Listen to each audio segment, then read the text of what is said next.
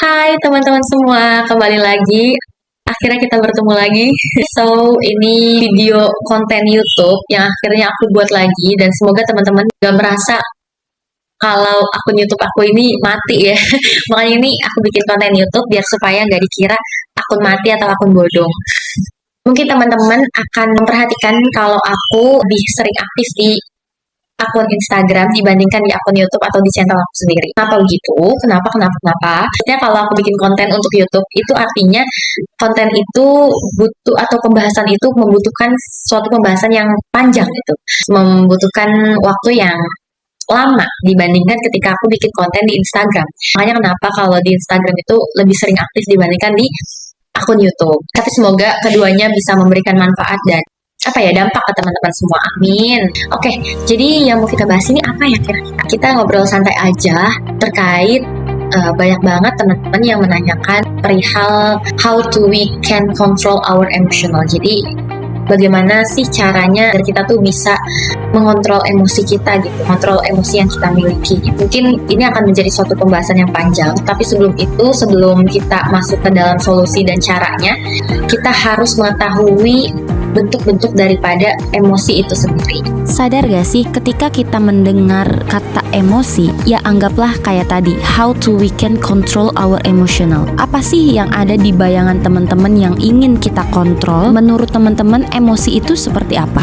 Nah, herannya masih banyak orang yang menganggap kata emosi itu hanya diperuntukkan kepada yang negatif-negatif aja. Contohnya seperti apa? Seperti marah, sedih, takut, kecewa. Padahal emosi adalah sebuah perasaan. Nah, perasaan itu kan universal ya teman-teman. Perasaan senang, happy, sedih, takut, kecewa, gembira, ceria, semua adalah sebuah emosi atau perasaan. Nah, berarti kalau judulnya How to We Can Control Our Emotional, berarti yang mau kita kontrol adalah semuanya. Dari mulai emosi atau perasaan senang, happy, ceria, gembira, maupun rasa takut, kecewa, marah, atau benci sekalipun akan kita bahas di sini. Nah, di sini artinya emosi sama perasaan itu sama gitu ya. Tapi di dalamnya mereka punya berbagai macam bentuk gitu. Ada yang dalam bentuk positif, ada yang bentuk negatif. Nah, bentuk positifnya itu seperti apa? Bentuk positifnya ketika perasaan itu atau emosi itu berbentuk ceria, happy, senang, yang kita rasain itu bagus lah, baik gitu. Tapi ada yang negatif. Seperti apa? Seperti rasa sedih sama takut, gue jadi kelibet. Rasa sedih, rasa takut, amarah, benci. Nah, itu bentuk emosi yang negatif. Nah, di sini sekarang teman-teman berarti udah tahu ya, emosi sama perasaan itu sama. Ketika seseorang mengatakan bagaimana cara mengontrol emosi, jangan pernah berpikir yang kita kontrol ini hanya sekedar perasaan takut, perasaan marah, perasaan benci, atau perasaan-perasaan negatif aja. Tapi perasaan-perasaan yang positif juga akan kita bahas dan bagaimana cara mengontrolnya seperti itu.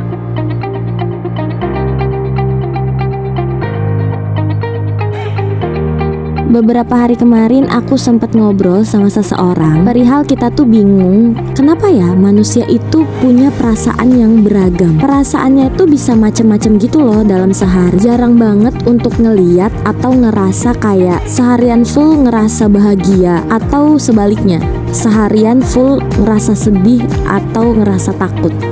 Kalau dipikir-pikir iya sih. Kadang kalau dari aku pribadi, walaupun sebenarnya aku sudah menutupi rasa kecewa aku, rasa marah aku dengan perasaan yang happy, yang gembira, berarti benar juga dalam keseharian itu manusia selalu punya perasaan yang bermacam-macam. Nah, makanya kadang ada orang yang abis nangis ketawa atau ada orang yang abis ketawa terus nangis.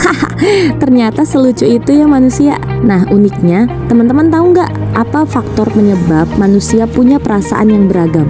Yap, bener banget. Manusia itu punya perasaan yang beragam. Itu ada faktor internal dan faktor eksternal. Maksudnya faktor internal atau eksternal itu, kalau faktor internal itu artinya perasaan itu dapat berubah-ubah atas dasar dari pikiran atau diri kita sendiri nih teman-teman. Tapi beda lagi kalau faktor eksternal. Artinya perasaan itu dapat aja dirasakan oleh seseorang dari faktor-faktor orang lain. Ya intinya penyebabnya orang lain atau lingkungan sekitar deh, bukan dari diri sendiri. sendiri. Nah, contohnya kayak gini nih teman-teman. Pernah nggak sih teman-teman lagi happy banget nih, lagi scroll TikTok gitu kan, ketawa terbahak-bahak, terus tiba-tiba kepikiran, duh kayaknya bentar lagi gue bakal nangis deh. Nah, akhirnya karena kepikiran dan sugesti, mood teman-teman bisa perlahan-lahan itu berubah. Yang tadinya lagi bahagia, terus gara-gara sugesti tersebut jadi moodnya tuh nggak happy aja gitu.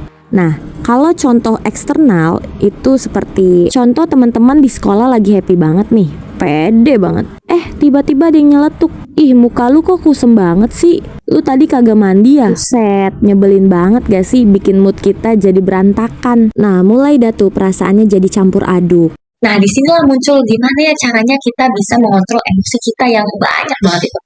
Yang faktornya nggak cuma dari diri kita sendiri atau dari internal, tapi dari faktor-faktor di luaran sana juga, dari orang-orang lain atau faktor eksternal. Kenapa? Karena memang kita hidup nggak sendirian teman-teman. Karena kita hidup berdampingan dengan orang lain, sedangkan orang lain atau manusia-manusia yang kita temuin sangatlah beragam, memiliki sifat dan perasaannya berbeda-beda. Jadi wajar kalau perasaan kita nggak stabil dan nggak bisa langsung seneng tiap hari, setiap saat, setiap waktu, atau kita sedih terus. Itu nggak, menurut aku sebenarnya nggak bisa, kecuali dari pikiran kita sendiri yang memang kita pengen kita sedih terus, atau kita pengen untuk kita ngerasa takut terus gitu. Jadi kadang ada faktor eksternal yang datang terus dicampur lagi sama internal yang terus memikirkan hal tersebut. Nah, sekarang kan berarti tandanya kita teman-teman udah tahu ya bentuk dari emosi itu apa aja, macam-macam banget. Terus juga faktor-faktor yang menyebabkan kita tuh punya perasaan yang bermacam-macam gitu ya. Faktor-faktor yang menyebabkan perasaan itu jadi beragam di diri kita. Nah, tandanya di sini kita dapat menyimpulkan bahwasanya perasaan itu random. Terus maksud dari how to we can control our emotion itu apa gitu? Bagaimana cara kita mengontrol emosi itu tuh apa gitu? Nah, balik lagi. Jadi karena perasaan kita itu banyak, perasaan kita itu yang kita dapatkan ini random gitu ya, nggak bisa kita kendalikan. Jadi apa yang bisa kita kontrol dan apa yang bisa kita kendalikan? Yang bisa kita kontrol dan yang bisa kita kendalikan adalah tindakan kita dalam merespons suatu emosi atau suatu perasaan. Itu perlu dicatat gitu ya. Teman-teman pernah nggak ngerasain kayak gini? Ini contoh fakta gitu ya, kayak aku badannya kurus, terus aku mukanya jerawatan. Jalan lah aku pede gitu kan di sekolahan gitu, nggak pakai masker karena aku ngerasa kayak ya pede aja gitu, karena belum pernah ada orang yang ngomong gimana-gimana tentang diri aku. Tiba-tiba ada lah datang orang ngomong kayak, ih lu kurus banget sih lah, jerawatan lagi, lu nggak pernah makan ya, banyakin makannya biar gemukan dikit. Terus perawatan sih sesekali biar mukanya bersihan gitu. Ini ada dua cara kita bisa merespon.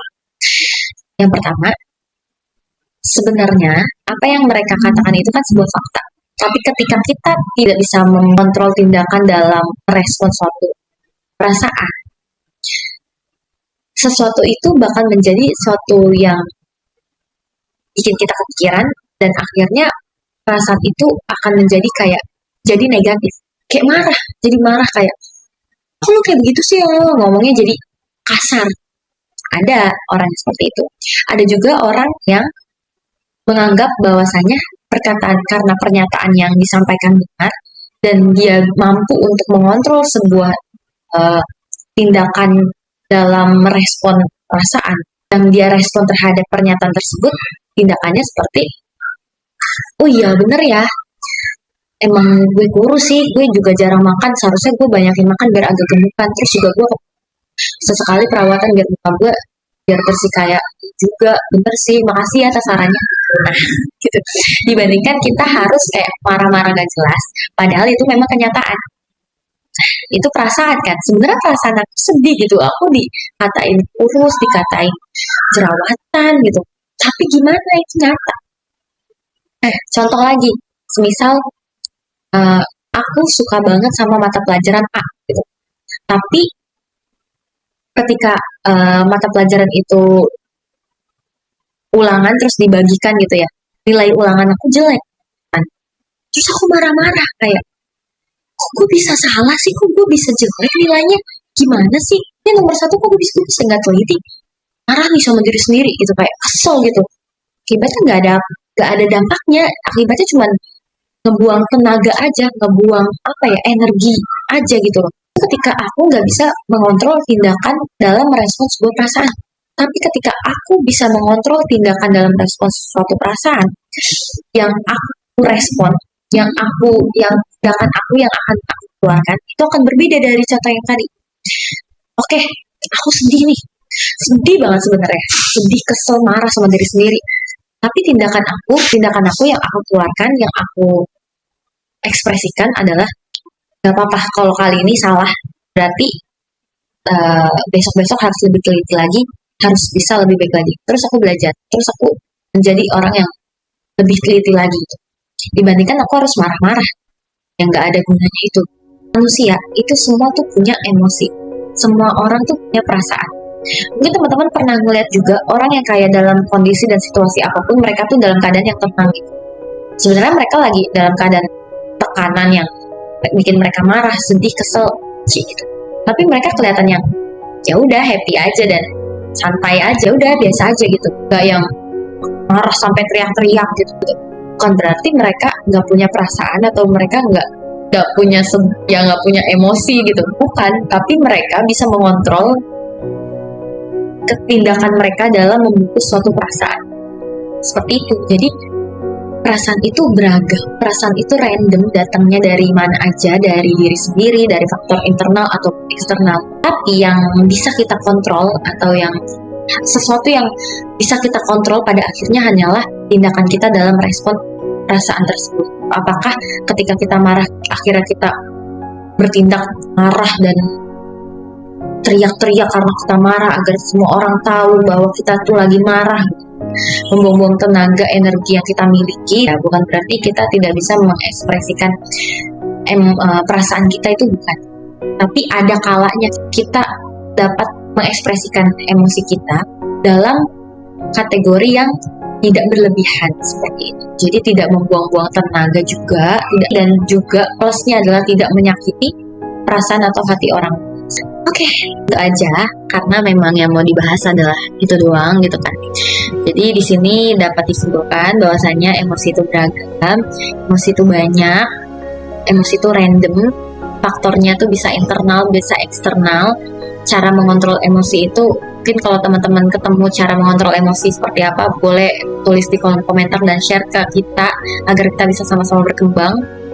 Tapi intinya di sini yang mau aku perjelas adalah cara bagaimana teman-teman bisa merespon sebuah emosi itu menjadi tindakan-tindakan yang lebih baik lagi, yang tidak membuang-buang tenaga kita sendiri, yang pada akhirnya nggak akan menghasilkan apapun, tidak akan memecahkan sebuah masalah, atau malah yang lebih parahnya kita menyakiti hati orang lain.